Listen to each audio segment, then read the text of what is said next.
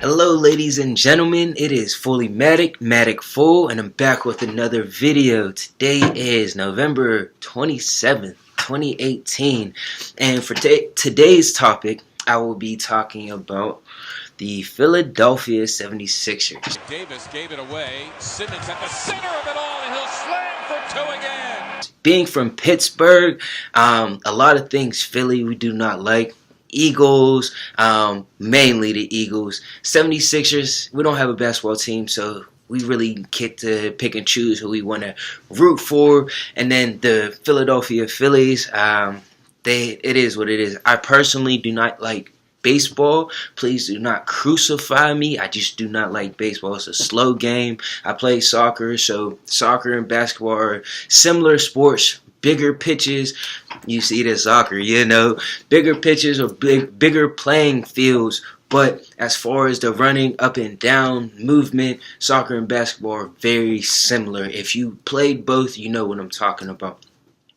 So for the Philadelphia 76ers, the last 5 games have been pretty good for them. They're 4-1, and their top players have been playing well. Now, to go back a second, Jimmy Butler was traded from the Minnesota Timberwolves for Dario Saric and Robert Covington. And so for Philadelphia, this was a great move. For Minnesota, it gives them some shooting, but for Philly, it gives them, like Stephen A said, a dog on the court. And that means come playoff times, you have somebody that you can stick out there and somebody that is really gonna, step up on defense. And that is one of the main things that Jimmy Butler does, is step up on defense. He's a great defender and he's a scorer, plus it adds leadership to their locker room.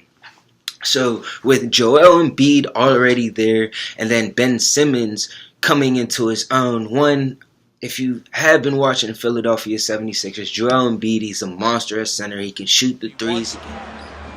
Embiid for 3. He needs to work on his post game a little bit, but he can shoot the threes and he's very versatile. And he's a well-moving big. He's not a slow big at all. And then Ben Simmons, he's a walking triple-double pretty much, but he doesn't have a jump shot. He can't shoot. He can drive to the lane. Simmons. Dish it off. Embiid. He can do a lot of things. And then you add Jimmy Butler, who one is a defensive stopper. He's a scorer. And if you have watched these last couple of games, he can lead your team to a victory with the 2 game-winning shots that he had at the end of the Charlotte game, and then again from the same spot, and you'll see it in the videos, from the same spot against the Nets. As I mentioned before, over the last 5 games, the Philadelphia 76ers are 4-1. They had some decent wins in that. They beat Charlotte. Well, not decent wins, but they had good wins. Any win is a good win. And so they beat Charlotte, they beat the Pelicans, they beat the Nets, and I believe they beat the Suns. And so those are the 4 teams. Charlotte, the Nets, the Suns, and then the Pelicans. And then they had a terrible loss by 9 points against the Cavaliers. Not only did the 76ers lose to the Cavaliers by 9 points, but in the 4 games that they won all those games by 5 points or less. Which, a win is a win, like I have said. But if you're talking about the top team, one of the top teams, number 3 team in the East right now, and you want to be competitive against the West, let's look at the West. Let's say the East is going to compete against themselves, but really, what are they looking for? They're looking to compete in a championship. And so you have to look at the West teams. And if you're only going to beat these, mediocre, lower playoff seeds by 5 points, and then lose to a team who is less, I believe the Cavaliers have the worst record in the league. You're going to lose to them by 9 points. It kind of throws up a red flag saying, they've won some close games, they've won some team games, but are they going to continue to be one of the top teams in the league? Moving on, let's talk about Jimmy Butler.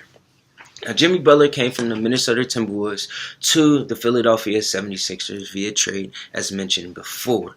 And Jimmy Butler does give Philadelphia's scoring chances. Let's check out his game winner against Charlotte right now. On him, Jimmy Butler. Can he win it here? It is Butler for the win. Yeah! Bang, bang. Yeah, Jimmy Buckets, baby. Let's go. He did admit in the post-game interview that Kemba Walker, shout out to Kemba for sure. Shout out to Kemba. He's putting on buckets. He's putting buckets on people.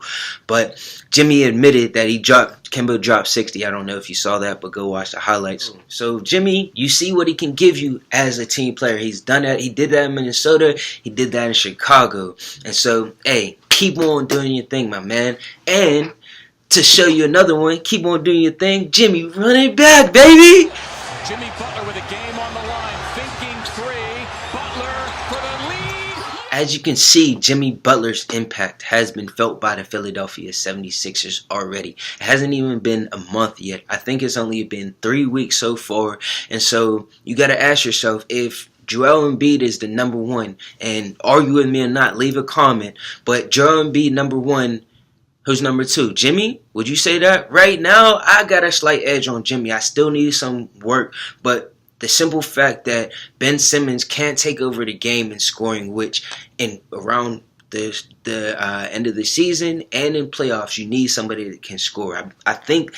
I believe that is one of the things that hurt the Philadelphia 76ers against the Boston Celtics last year in the playoffs getting swept, is because your number two, supposed number two, can't really put on a show and score buckets. Yeah, he can get a triple-double easily, but can he score? Can he score in crunch time? Can he, pull up for a jumper? He can drive, but sometimes that lane is clogged. And so what are you going to do? If you like what you see, if you have a comment about the 76ers, a comment about my content, please leave it below. Ring that bell, and I will see you next time. Peace.